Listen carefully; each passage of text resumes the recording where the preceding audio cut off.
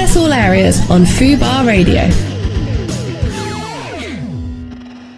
Hello, good evening. Welcome to Access all areas. I'm Stephen Lang. And I'm Bobby Norris. Let's get Joe McElderry in. He's in the waiting room. Perfect. How are we? Really good.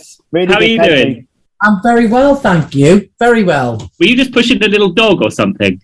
No, it was it's a laptop bag. I realised. How have you been? What's been going down? Yeah, good, thanks. I've just been busy doing festivals and gigs all summer and enjoying the sunshine like everybody else. How about you guys? Pretty much really the same. Good, thank you. Yeah, been enjoying it well until today. What's the weather like now? Storms where you are? No, it's boiling today, actually. It's come out really nice again. It was raining last night, but it's good again up here. We're having it torrential down here, so but I think that's good. We need it. So I mean, I have had my email from the waterboard saying hosepipe ban on Wednesday. Oh, same. Thunderstorm. Same. Yeah, babes. Hey ho, that's life. So, Joe, congrats on the tour. I wanted to ask you. I'm like literally the biggest George Michael fan. I wanted to marry him, actually. Never happened, obviously. I wanted to ask you, though, like, how important was he to you, obviously, to be doing a George Michael-inspired tour? Well, I got, obviously, I got to sing with him on the show, but previous yeah, such a moment. My mum was a huge fan of him growing up, so I kind of grew up with all of his music anyways. So I knew all of his songs from being a kid. She always had his CDs playing in the house and things.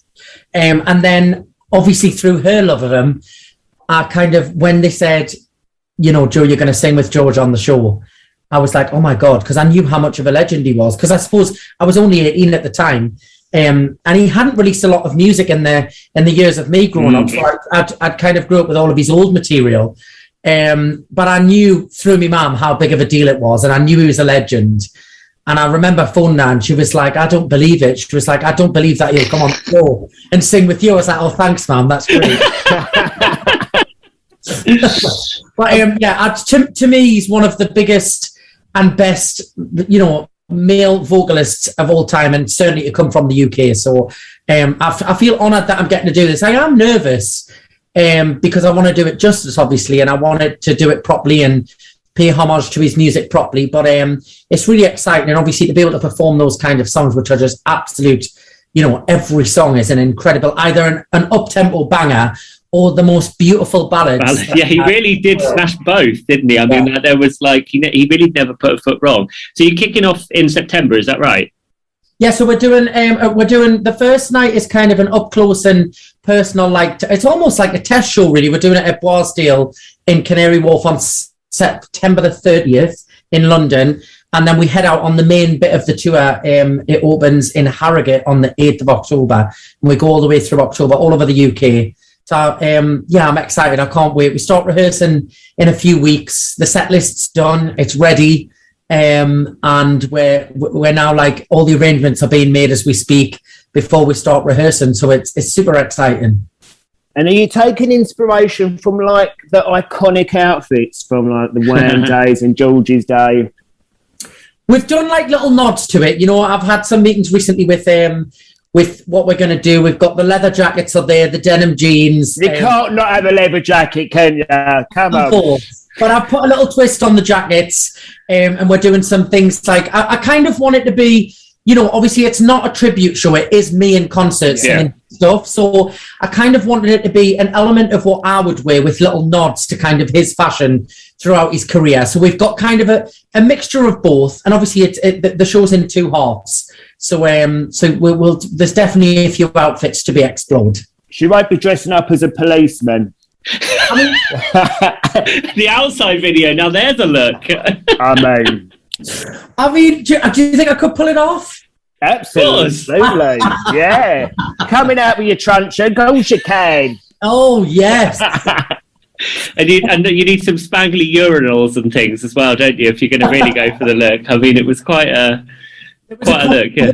Yeah, and there was a conversation the other day of whether to wear sunglasses. I know, obviously, sunglasses were his trademark, and I was like, I mean, I wouldn't wear sunglasses on stage, but I was like, maybe the sunglasses need, like, just maybe even if it's just a 1 minute moment for people to kind of get a photo on one of the reveals of the outfits, then maybe we'll do that. So we've already had a few sunglasses options of how that could be worked into the show. So it's we all gonna have a bit of fun with it as well. Oh, amazing. It's obviously been, since your time on X Factor 2009, a long time. You've obviously managed to keep a sustained career and do really well for yourself. And like, how do you think you've managed to keep it up so well? Do you know, it's a funny question, that, because I suppose it obviously, like, the first thing that you would say is like hard work, you know, and that's kind of the first thing is that I love my job, therefore I kind of put a lot into it and I do work hard. But I think a lot of it's more than that. You know, we all know how the industry works. It's a bit of a luck. It's a bit of being in the right place at the right time. I'm also very blessed that I've got a brilliant audience that have stuck by us through the year. Yeah, it's quite. You can really see that, like, and that doesn't happen often. Yeah, and I really do attribute to kind of my success to that kind of being the main reason, is that I was blessed with from the get-go, I was blessed with such a supportive fan base that really have stuck by us, you know, and you know, you can put things out, you can put albums out, you can put tours out, but if you don't have that core fan base that kind of keep it going through the kind of highs and lows that everybody goes through their career, then it is very difficult, you know. So I would say that's kind of the reason. I've been very, very lucky with a wonderful supportive fan base, and I do kind of owe it to them, really, because, you know, yes, you can work hard, but there's so many more elements to it. And, you know, the music industry is a crazy place to work. It's fast changing, it's ruthless, it can be brutal at times. So I am lucky that I've got them. So obviously winning X Factor, how did you feel like to hear the rumours that it's coming back after, I think, 5 years of having a little bit of a break? Are you excited to see it back? I mean, there's a lot of rumours circling at the moment. Obviously, I've been reading kind of all sorts of stuff from it returning to kind of expose documentary. Oh yeah, the documentary really. Kind of things. It's I loved the show. It was a great platform for me. I hope if it does come back, I hope they do make some more changes to kind of make it a bit more of a safe space for artists in terms of the way the contracts are formed and the aftercare of the artists and things like that. Because I think, you know, back in the day, we're hearing more and more stories about how people kind of suffered on those shows, and not just X Factor, lots of other reality shows as well. You know, it's not just that one. So, and I do think there are changes being made, but I still think there's a long way to go. So I hope if it does come back, it's made in a safe place in the artists' interests that are going on to the show. Do you feel that yours weren't necessarily always catered to during your time then? I just think, you know, it's nearly different time, I guess. Yeah, it's 13 years ago. Social media, to put it into context, you know, the year I did X Factor, they handed us mobile phones and said, "Oh, there's this new social media app come out called Twitter." So that sounds ridiculous to say now, doesn't it? Yeah. That was literally Instagram didn't exist then. No. TikTok certainly didn't exist, and I suppose with more and more social media platforms coming out, it does allow people to kind of have that ability to kind of, you know, portray their message on their own platforms and speak how they would, whereas before you would only kind of get that forum on a radio interview or a TV interview. It's kind of give people their own forums to speak, which is a great thing, you know, in terms of people kind of speaking their truth and saying what had happened to them. So yeah, I mean, it was just a massive show, you know, and there was so many kind of parts to it that the audience don't get to see, and that is a huge part of that is just the music industry and the entertainment industry. And I do hope, you know, I am noticing small changes. I think we've got a long way to go yet, but we're certainly on the right way to kind of having more conversations in terms of contracts being more favoured towards artists, and people are now calling out obviously streaming platforms to kind of pay artists fairly. So hopefully the more and more conversations that have it should all kind of across the board be better for those the performers, the ones who are out there doing it, you know. Like you say, some shows are better than others with their duty of care, some good, maybe some not so good. Do you think the way social media is now really makes it crucial that people do from these big shows have a duty of care? Because it's everyone has a mobile phone now, don't they? So it's not even just hearing something in the media. The minute people turn their phone on and look at it, it's instant feedback, isn't it? A minute an episode goes out, thousands of people, millions of people can be in touch within like 3 minutes. Yeah, and you can find out, what everybody thinks of you literally in, 30 seconds by typing your name in on an app, typing your name in on Google, typing your name in on Twitter. Dangerous times. What? It can be dangerous times, can't it? If you go down that rabbit hole of... and some people can really cope with that, and some people can like, I've always found it quite not easy, but I've kind of found it very much to have a black and white approach on it, in the sense of that I can't just shut off and just go, I don't want to know.